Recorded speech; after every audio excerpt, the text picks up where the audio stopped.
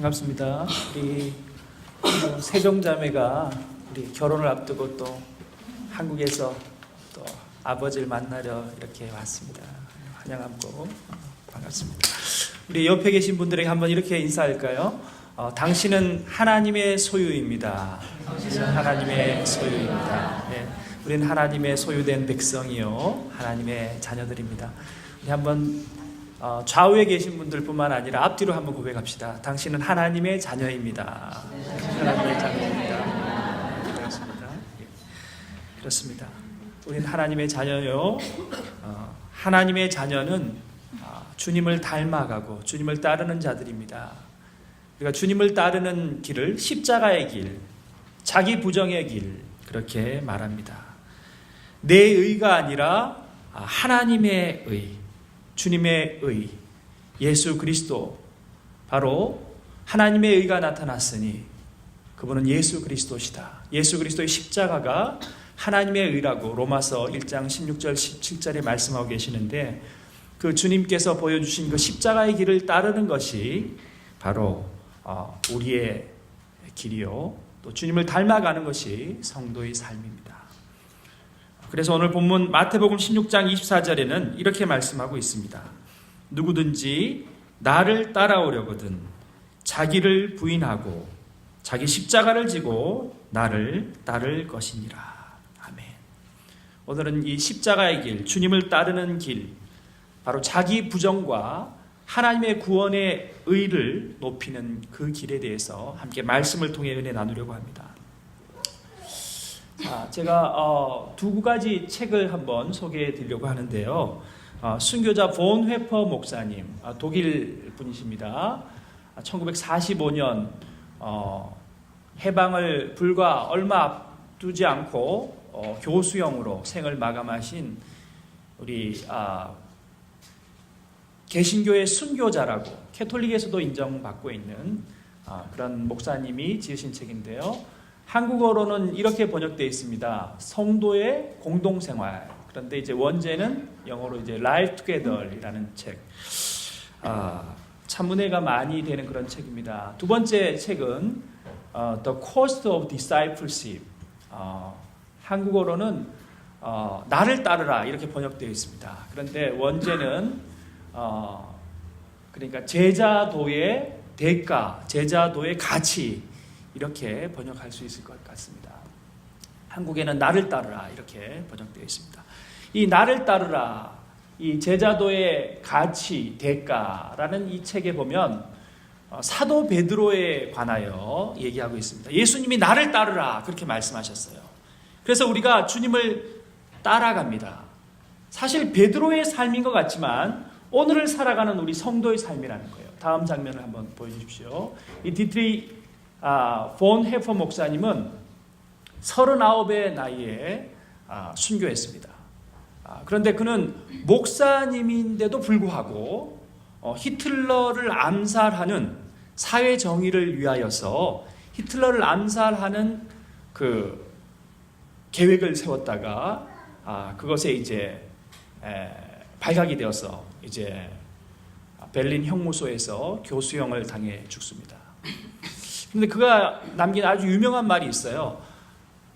미치광이가 있다. 미치광이가 있는데 이 어린이들의 놀이터에서 이 미치광이가 운전을 하면서 어린아이들을 치어 죽이고 있다. 그런데 그것을 보고 우리가 기도만 하고 있을 것이냐. 누군가가 그 차에 올라타서 미치광이의 손에서 핸들을 빼뜨려야 되지 않겠느냐. 그렇게 이야기를 하고 그리고는 이제 이 히틀러 암살 조직, 히틀러는 당시에 자기가 그리스도라고 얘기를 하며 독일 나치 치하에 있는 국가교회를 세웠습니다. 그래서 모든 교회가, 독일의 교회가 히틀러가 다시 오신 그리스도다 그렇게까지 고백하게 되었습니다. 그때의 독일의 고백교회 성도들이 그렇지 않다. 그것은 우상숭배이다. 오직 하나님의 영광을 위하여서 우리가 주님을 주님 되게 하자. 그러면서 이제 고백교회를 세웠는데 이 고백교회의 어떤 목회자였습니다. 그런데 이 두 책이 우리에겐 생소하지만 1970년대, 80년대에 우리 한국 교회에 반독재 투쟁을 하던 많은 제야 인사들이 감옥에 갇혔는데 그들에게 굉장히 용기를 주는 그런 말씀이었어요. 특별히 이제 이 나를 따르라 하는 책에는요, 세 가지의 어떤 베드로의 인생과 우리의 인생을 비교하는 그 보네포 목사님의 글이 있습니다. 이것을 한번 먼저 소개하려고 합니다. 처음에 이 갈릴리 어부 베드로를 예수님께서 부르셨어요. 나를 따르라 하셨잖아요. 그리고 또 부활하신 예수님 십자가에 못 박혀서 무기력하게 돌아가신 거예요. 요한복음 21장 마지막에 보면요, 사복음서의 마지막에 보면, 그러면 나는 물고기나 잡으러 가노라 하고는 예수님이 이렇게 무기력하게 죽으셨기 때문에 부활하신 주님을 만나지 못한 베드로는 다시 본업인 갈릴리 어부가 되었습니다. 그런데 부활하신 주님이 나타나신 거예요. 그리고는 다시 뭐라고 말씀하십니까? 또 너는 나를 따르라, follow me라고 말씀하셨어요. 그럼 처음에 베드로가 예수님을 만났을 때 나를 따르라, 부활하신 주님이 마지막으로 또 하신 말씀은 나를 따르라. 이것이 어떻게 보면 우리 성도의 과거와 미래라는 겁니다. 그리고 오늘 본문 마태복음 16장에 있는 너는 나를 따르라, 너는 너의 십자가를 지고 나를 따르라, 자기를 부인하고 나를 따르라 하셨던 이 말씀은 바로 현재를 살아나가는, 세계의 어떤 시제로 본다면 현재를 살아나가는 우리 그리스도인들에게 주님께서 하시는 말씀이라는 거예요. 여러분, 처음 과거에 나를 따르라고 예수님께서 하신 말씀을 믿고 우리가 의지하고 주님을 믿기로 결단해서 그리스도인이 되었습니다. 그리고 우리의 미래는 어떻습니까? 결국 우리 모두는 죽을 것입니다. 이것은 하나님이 정하신 이치예요. 우리가 죽음의 강을 건너서 그리고 부활의 주님을 만날 것입니다. 이것이 우리 성도의 미래예요, 사실은. 그리고 우리 현재 우리는 이 2017년, 2018년 1월 14일 현재 이 시간에 주님 앞에 예배하고 있는 겁니다. 자, 우리 다음 장면 한번 보겠습니다. 그러면은 처음에 예수님을 만났을 때 사복음서에 나오는 이 제자들, 특별히 베드로와 그 형제 안드레와 그리고 동업자, 같은 어부였던 야고보와 요한이라는 형제가 나옵니다. 이들이 예수님을 처음 만났을 때의 모습, 이것을 통해서 우리가 처음 예수님을 만났을 때 그리고 현재 우리의 모습들을 한번 생각해 보려고 하는 것입니다. 예수님을 처음 만났을 때 베드로는 그물을 버렸어요. 그리고 배를 버렸습니다. 어떤 복음서에는 배를 땅에다 되어뒀다. 그리고 그 동업자였던 야고보와 요한복음서였던 요한은 어떻게 했습니까? 그물과 배를 버리고 함께 있던 품꾼들을 버려두고 세베대의 두 아들 아닙니까? 아버지 세베대까지 버려두었다는 거예요.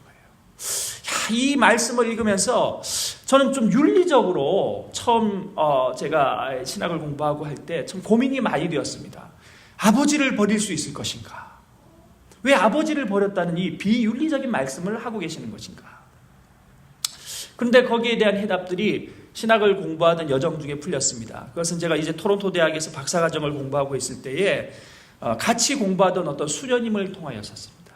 그 수녀님이 우리가 이제 같이 목사님, 신부님, 수녀님 다 같이 우리 함께 기도회를 했었습니다. 그런데 자기가 하나님을 만났던 그 순간들을 얘기를 했어요. 그리고 모두가 이제 눈물을 흘렸습니다. 각자의 그런 주님을 만났던 이야기들 하고 기도회를 나누는데 그 수녀님이 그렇게 얘기를 했습니다. 자기는 종신소원을 하고 평생 가족을 떠나서 수녀가 되기로 할 때 주저했다는 거예요. 왜냐하면은 자기는 장녀였고 병든 아버지와 어머니가 있었고 정말 동생들이 줄줄이 칭칭시하고 있었다는 거예요. 그 어린 동생들을 버리고 병든 아버지와 어머니를 버리고 주님을 쫓을 수는 없었다는 겁니다. 그래서 평생을 종신서원, 결혼하지 않고 주님께 드리는 그 서원을 하지 못하고 있었는데 어느 날 기도하는데 하나님께서 말씀하셨다는 거예요. 하나님께 너희 아버지와 어머니를 그리고 어린 동생들을 온전히 맡겨드리라. 그렇습니다. 결국 버리는 것은요, 버리는 것이 아니라 내려놓는 것이고 주님 앞에 맡기는 것이라는 것이죠. 여러분, 베드로는 자기의 생계, 그물과 배라는 자기의 생계를 주님께 맡겼습니다. 자기의 친구와 그리고 야고보와 요한은 자기의 아버지까지, 부모님까지, 자녀까지 주님 앞에 맡기고 주님을 따랐다는 것입니다. 베드로는 한 복음서에 이렇게 말하고 있습니다. 주님이 너는 나를 따르라 하니까 주님 앞에 엎드려서 주님, 나는 죄인이로소이다. 나를 떠나소서. 여러분, 우리가 주님을 만나는 그 순간 그 거룩하고 영광된 빛이 우리에게 비춰지면요, 우리가 죄인이라는 것을 알게 되는 겁니다. 그래서 내가 주를 처음 만났을 때 그때 죄인이기 때문에 울고 회개하는 거예요. 주님의 영광스러운 빛이 비춰지면요, 하나님의 의가 나타나고 예수 그리스도라는 하나님의 의, 십자가의 믿음이 나에게 주어지는 순간 우리는 우리의 의를 버리게 되는 겁니다. 그래서 우리가 주님을 쫓는 제자가 되어서 이 자리에 예배하는 성도가 되었는 거예요. 우리의 과거를 한번 생각해 보십시오. 베드로가 주님을 처음 만났을 때와 동일합니다. 우리는 그래서 우리의 모든 것들을 내려놓았는 거예요. 이전에 우리가 자랑하던 것, 우리 기도했던 집사님의 기도처럼 우리가 이전에 즐겨하던 것, 모든 것들을 내려놓고 주님을 쫓기로 결단했던 것입니다. 그것들은 품꾼들이었어요. 품꾼이 무엇입니까? 품꾼은 그냥 하루 품삯으로 살아가는, 먹고 사는 문제 속에 살아가는 인생들이었습니다. 그런데요, 우리가 그렇게 모든 것들을 버렸는데도 불구하고 계속해서 생각하고 소환해내는 겁니다. 그래서 주님께 제자들 중에 한 사람이 이렇게 물었습니다. 우리 아버지를 좀 장례 지내고, 아버지가 돌아가셨어요. 아버지를 장례 지내고 내가 주님을 따르겠습니다. 그때 예수님 뭐라 그러셨습니까? 죽은 자를 장사하게 하고 너는 나를 따르라. 손에 쟁기를 잡고 뒤를 돌아보는 자는 하나님의 나라에 합당하지 않다. 그런데 우리는요, 자꾸 뒤돌아봐요. 내가 버리고 왔던 배, 내가 버리고 왔던 그물, 내가 주님 앞에 온전히 맡겼던 내 부모님과 자녀들을 자꾸 생각해내는 거예요. 특히 이민교회에서는요, 자녀들을 계속 소환해내는 거예요. 내 자녀 교육시켜서 공부시켜야지. 이 캐나다와 미국 땅에서 공부시켜서 훌륭한 사람 만들어야지. 내가 이 태평양을 건넌 이유는 이 아이들밖에 없다는 거예요. 그리고 내가 먹고 사는 것, 내 그물과 내 배를 자꾸 소환해내는 겁니다. 그런데 주님께서 뭐라고 말씀하십니까? 마태복음 6장 31절에 33절. 우리 모든 염려는요, 다 이 무엇을 입을까, 무엇을 먹을까, 무엇을 마실까에서 나온다는 거예요. 염려하고 근심하지 말라.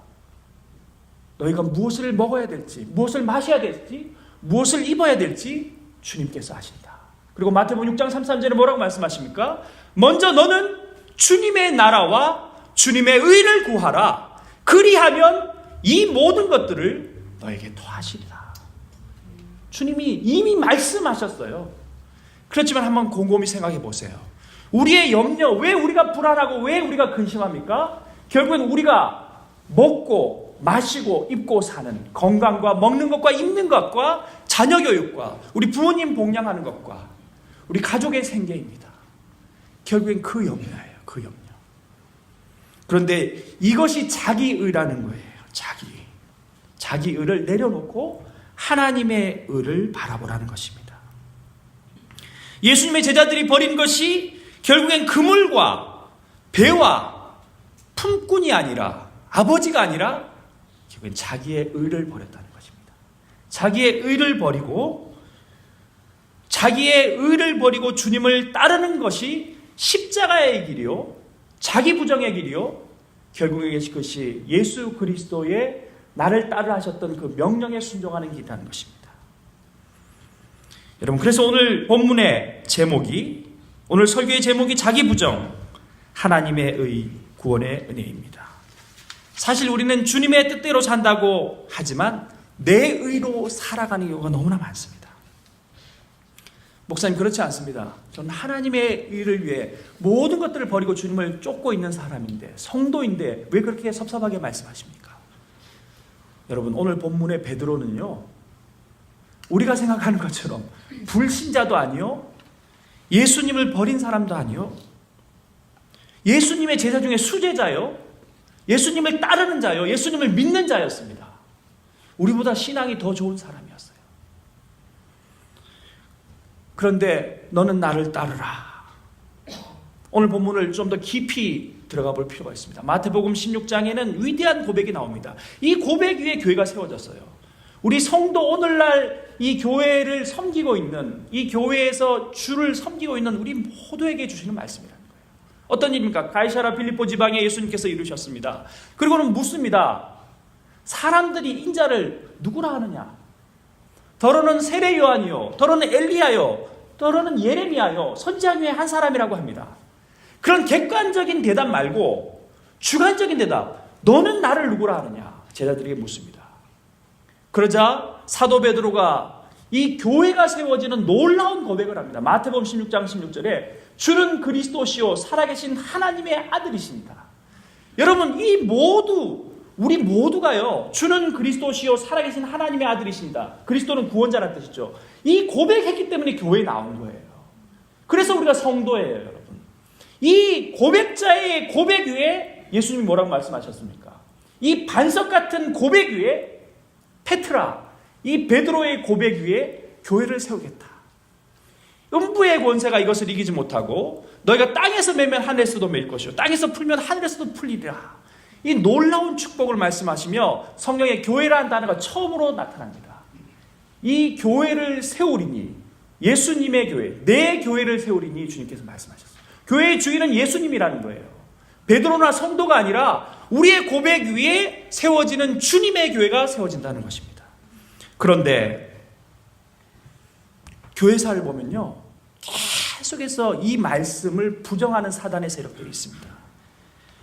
로마 캐톨릭이 그랬어요. 중세. 그래서 종교개혁이 일어났습니다. 벽돌 한 장 한 장을 세워서 건물을 만드는 것이, 건물이 교회라고 생각했어요.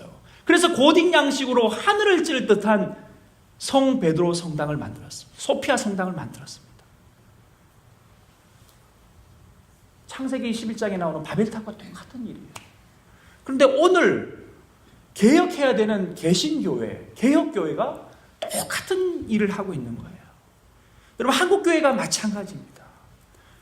국가의 공공도로, 소방을 위해서 소방차가 들어가야 되는 공공도로를 한국에서 가장 큰 교회가 점유해버렸어요. 여러분, 신문을 통해서 보고 계시잖아요. 이게 말이 되는 겁니까? 교회가 건물이 아니잖아요. 그리고요, 또 어떤 목사님들은요, 자기의 교회라고 생각하는 거예요. 내 교회를 세우라고 주님께서 말씀하신, 내 교회이기 때문에 내 아들에게 물려준다는 거예요. 말이 안 되는 일들이 벌어지고 있어요. 정말 이건 있을 수가 없는 일입니다. 그래서 한국교회가 표류하고 있는 거예요. 목적을 잃어버렸어요. 자기 의로 가득하기 때문에 그렇습니다. 하나님의 의가 아니라 자기. 이민교회는 다를 것 같습니까? 마찬가지예요. 이민교회가 왜 싸웁니까? 이민교회 중에 분란 없는 교회가 거의 없어요. 미국과 캐나다에, 호주에, 유럽에 마찬가지입니다. 내가 평생을 태평양을 건너와서 세탁소 하면서 백인들한테 굽신굽신거리면서 피 같은 돈으로 헌금했는데 이것은 내 교회라는 거예요. 내 교회. 장로님의 교회고 권사님의 교회고 집사님의 교회라는 거예요. 목사님의 교회라는 거예요. 그렇기 때문에 그 이득, 기득권을 놓지 못하고 싸우는 겁니다. 자기의입니다. 결국 자기의. 베드로도 마찬가지였어요. 예수님께서 축복하십니다. 주는 그리스도 저 살아계신 하나님의 아들이십니다. 고백하는 베드로에게 바요나 시모나, 네가 복이 있도다. 이를 네게 알게 한 것은 혈육의 아니요 하늘에 계신 하나님에 계신 내 아버지께서, 하나님의 아버지의 은혜로 말미암아 우리가 이렇게 고백하고, 그리고 그 교회가 세워진다는 거예요. 그리고 나서 예수님께서 자기의 공생의 십자가에 대해서 하나님의 의, 그 십자가에 대해서 말씀하십니다. 20절, 21절에 보면요. 예수님께서 자기가 그리스도이신 것을, 구원하기 위해서 오신 것을 말씀하시고 예루살렘에 올라가 장로들과 대제사장과 서기관들에게 많은 고난을 받고 죽임을 당하고 3일에 부활하실 것을 말씀하셨더라. 그런데 베드로의 반응이 어떻습니까? 베드로는 그리 마옵소서. 이 일이 결코 주님께 미치지 못하리이다. 여러분, 우리는 교회에 나오고 있지만요, 우리가 꿈꾸는 공동체를 가지고 있다는 것이에요. 보네퍼 목사님 말입니다. 우리가 꿈을 다 따로 꾸고 있어요. 꿈을 다 따로 꾸고 있고요. 그 내가 꿈꾸는 이상 속의 공동체를 생각하며 교회에 나온다는 거예요. 그래서요, 나중에 보면요, 성경 읽어가다 보면 그 그물을 버렸던, 생계를 버리고 세베대라는 아버지까지 버렸던 야고보와 요한, 주님께서 주님 나라를 회복하실 때 나를 우측에 좌측에 앉혀달라는 거예요. 그의 어머니까지 와서 부탁을 하는 거예요. 청하는 거예요. 똑같은 일이 벌어지는 거예요. 여러분, 제가 처음 유학을 왔을 때 토론토에 도착했을 때 저는 어떤 한 교회에서 이제 목사님을 섬기기로 이렇게 되어 있었어요. 근데 정책당회가 안 끝났다는 거예요. 정책당회 후에 그 교회를 섬기게 이렇게 약속이 되어 있었습니다. 그리고 또 다른 교회에서 또 우연찮게 그 로스앤젤레스의 형님 댁에 갔더니 그 목사님이 계셔서 또 마지막 성별의 얘기가 일어나서 그 목사님이 그때 토론토에 처음 부임하셨을 때예요. 그래서 이제 만나기로 약속을 했어요. 그 교회에 부목사로 가기로. 그런데 돈벨리 하이웨이가 막힌 거예요. 그리고 어떻게 해서 예단교회에 처음 출석을 했는데요. 정말 제 인생에 엄청난 제 영혼의 충격이었습니다. 그 장면이 지금도 잊혀지지 않아요. 디어 파크 유나이티드 처치. 그 뒤에 스테인 글라스에 예수님의 12제자들의 모습들이 새겨져 있고요. 그 아름다운 교회당에 거룩한 햇빛이 비치면서 성가대가 찬양했는데 그 성가대의 찬양의 그 가사가 아직까지 들려요. 당신의 그 섬김이 하늘에서 해같이 빛나리. 이 교회구나. 하나님이 섬기라고 하는 교회가 이 교회구나. 그리고 이제 교회에서 예배를 드리다 보니까요, 놀라운 공동체인 거예요. 한국 교회하고는 전혀 다른 거예요. 교회가 건물이 아니었습니다. 정말 하나님이 말씀하시는 그 교회였어요. 정말 청년들이 원주민 선교를 가고요, 홈리스들, 정말 그 토론토에 얼어 죽어가고 굶어 죽어가는 사람들에게 복음을 전하고요, 양로원에 가서 노인들에게 복음을 전하고, 정말 이것은 살아있는 신앙 공동체였습니다. 이것이 교회구나. 제 영혼에 놀라운 충격이었습니다. 그런데 그 교회가, 제가 꿈꾸었던 그 예담 공동체가 아닌, 저는 지금 예그린 교회에서 예배드리고 있습니다.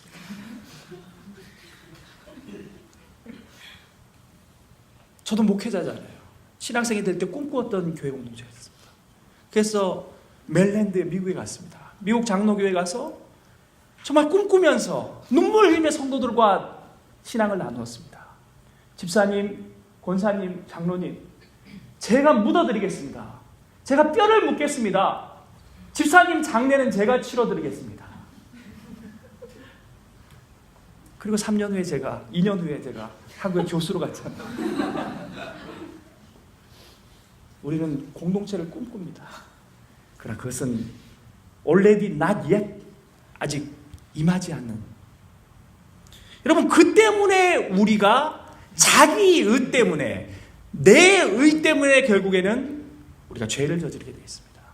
그래서 보네퍼는요, 하나님의 의는 바깥으로부터 온다. 그래서 절대 타자라는 거예요, 하나님이.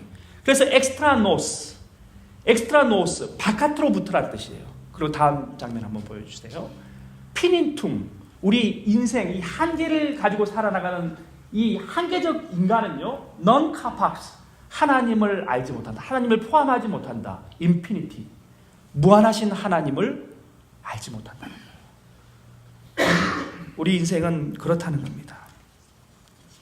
여러분, 그렇기 때문에 철저히 날마다 십자가 앞에 우리를 부정해야 돼요. 우리 자신을 부정하지 않으면요, 예수 그리스도를 닮아갈 수 없는 거예요. 예수 그리스도를 닮으려면요, 나 자신을 계속해서 부정해야 돼요. 나를 닮아갈 것인가, 예수 그리스도를 닮아갈 것인가 합니다. 그래서 예수님께서 말씀하십니다. 누구든지 나를 따라오려거든 자기를 부인하고 자기 십자가를 지고 나를 따를 것이라. 누구든지 제 목숨을 구원하고자 하면 잃을 것이요 누구든지 나를 위하여 제 목숨을 잃으면 찾으리라. 부부도 마찬가지입니다. 내가 꿈꾸었던 이상향이기 때문에 결혼했어요. 결혼했는데 결혼하고 보니까 아닌 거예요. 자상한 아버지가 아닌 거예요. 사랑하는 그 남편이 아닌 거예요. 싸우는 겁니다. 내 이상향을 꿈꿀 때는요, 자기가 드러나는 거야. 남편도 마찬가지예요. 현모양처를 꿈꿉니다. 그리고 결혼을 합니다. 그리고 우리 아이에게 잘해줄 것 같거든요. 그런데 아니거든요. 네. 싸움이 일어나는 거예요. 자기의 결국 자기의. 여러분, 이민교회에서요, 우리가 범하는 잘못에 대해서 성도의 공동생활에서 보네퍼는 이렇게 얘기합니다. 외로워서 교회에 나오는 사람은 잘못이다. 그런데 우리 이민교회는 다 외로워서 나옵니다. 왠지 나 혼자 있으면 불안해요. 뭐 교통사고를 당해도 물어볼 때가 필요하잖아요. 보험 하나를 해도 교인들한테 물어보고 싶거든요. 그래서 큰 교회 나가요. 변호사, 의사, 전문 직종에 있는 사람들이 포진해 있고, 이민생활은 그래도 한 30년 돼서 산전수전 다 겪으신 분들이 계신 큰 교회 나가야지 왠지 마음이 편안한 거예요. 내가 도움받을 수 있을 것 같은 거예요. 그리고 이곳에서 너무 외로운 거예요. 김치를 먹고 싶은 거예요. 그래서 이민교회 나갑니다. 그런데 그것은 잘못이라고 말씀합니다. 정말 외로워서 공동체를 찾아가는 자는 다시 이 공동체 안에서 외로움을 느껴야 된다는 거예요. 그래서 키에르케고르는요, 우리는 하나님 앞에선 단독자다 그렇게 말하고 있습니다.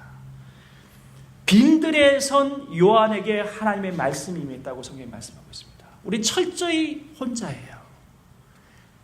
남편과 아내가 살고 있죠. 가족들이 함께 있지만 철저히 하나님 앞에서는요, 외롭게 자기를 부정하며 하나님 앞에 홀로 일어서야 됩니다. 남편이 나를 이끌어주지 않아요. 아내가 나를 이끌어주지 않습니다. 내 아버지와 어머니가 내 신앙을 이끌어주지 않는다는 것입니다. 여러분, 그러기에 우리가 꿈꾸어던 신앙 공동체는 영원히 만날 수 없습니다. 우리는 이민교회에서요, 내가 꿈꾸어던 이 신앙 공동체가 싶어서 이 교회에서 저 교회로 옮깁니다. 저 교회에서 저 교회로 옮깁니다.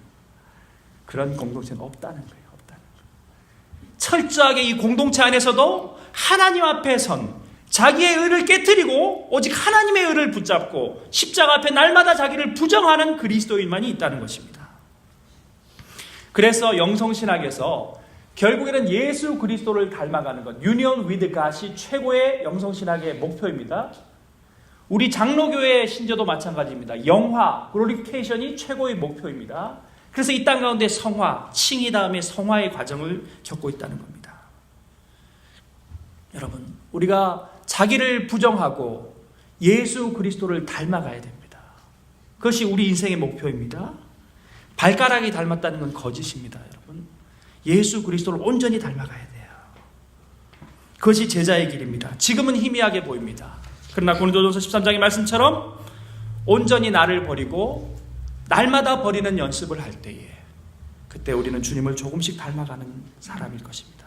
마지막으로 제가 보네퍼 목사님의 시 나는 누구인가 라는 시를 한번 읽어드리려고 하는데요. 이것은 사형 집행을 얼마 앞두지 않고 사람들은 보네퍼 목사님을 순교자라고 칭송하고 보네퍼 목사님이 참 고백교회의 영웅 같은 목사님이라고 말하지만 그는 철저히 외로운 인간이었다는 거예요.